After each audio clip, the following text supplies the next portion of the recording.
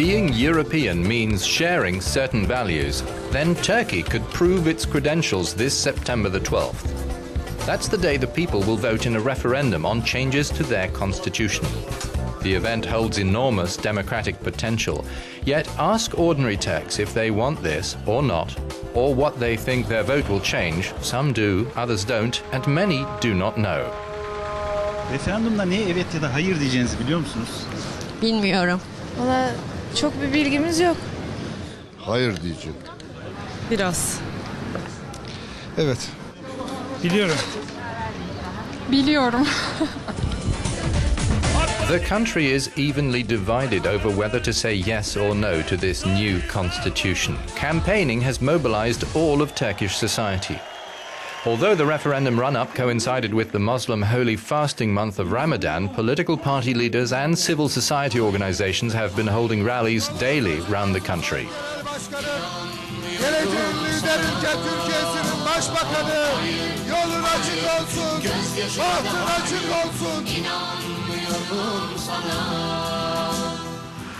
The reform package consists of 26 amendments to the constitution. Half of these are aimed at changing the judiciary.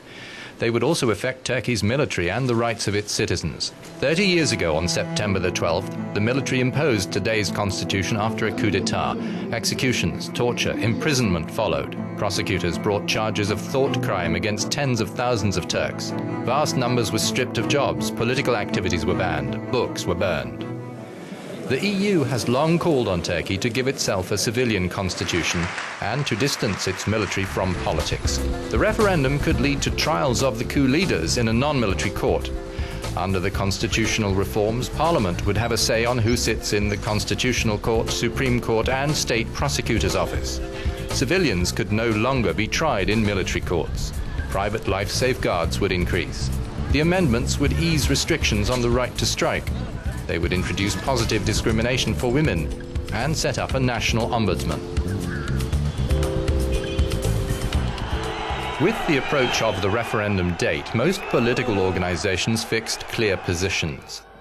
The ruling AK Justice and Development Party has led the yes camp, but is not alone. Some old generation right-wing groups, some unions and the liberal left also announced their support for the reforms. Well-known public figures, such as Nobel Prize-winning Turkish author Orhan Pamuk, have said they will vote yes.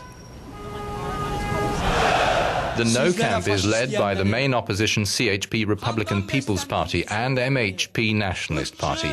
Others in the no camp include leftist parties and some unions.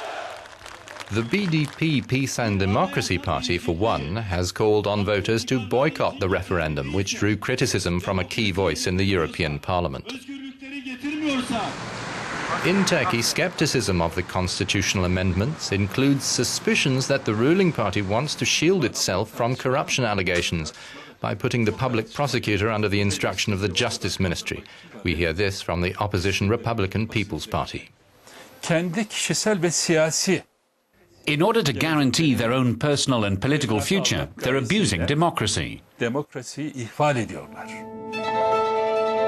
The Nationalist Movement Party in opposition accuses Prime Minister Erdogan of running his own hidden agenda. The Nationalists' Secretary-General is against the proposal that the President and the Parliament appoint the members of the Constitutional Court, as is done in many EU countries.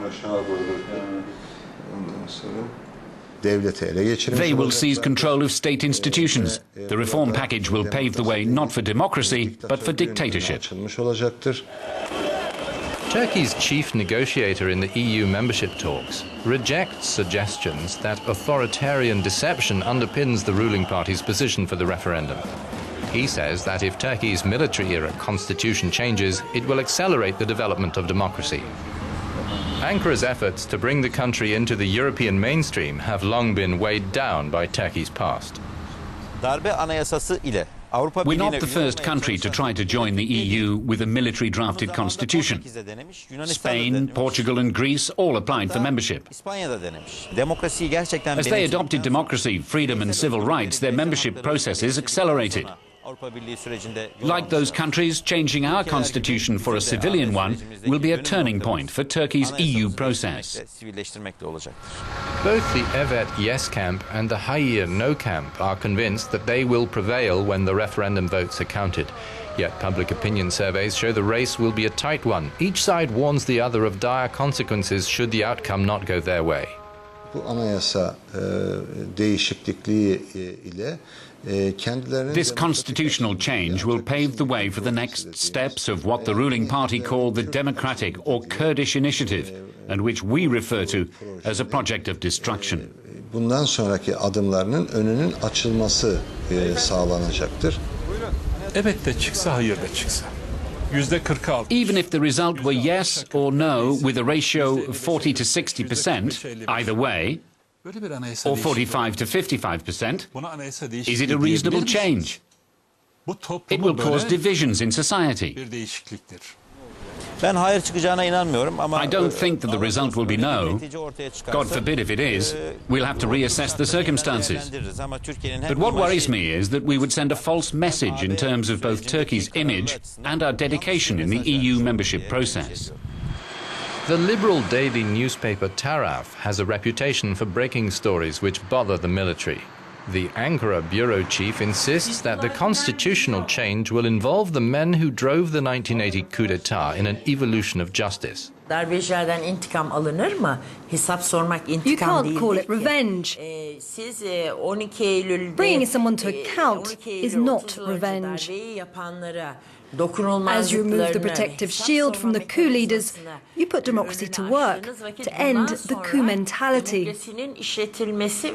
Darbe zihniyetinin sonlandırılmasını amaçlıyorsunuz. Some of the members of the high courts are also against the constitutional changes. This analyst talks about their campaign for resistance. Türkiye'de savcılar ve yargıçlar, Contrary to the way it is in many countries, the judges and prosecutors in Turkey fight to keep the status quo. savunuculuğundan ziyade They fight against changes in the law system instead of defending law and justice. And here we see the military bureaucracy and the supreme judiciary cooperating closely. büyük bir işbirliği var. September the 12th will mark the 30th anniversary of the bloodiest coup in modern Turkey's history. More than half of Turkey's 73 million people weren't born when that coup took place. Some say that the referendum is Turkey's opportunity to choose a democratic future, steering it towards political and economic stability.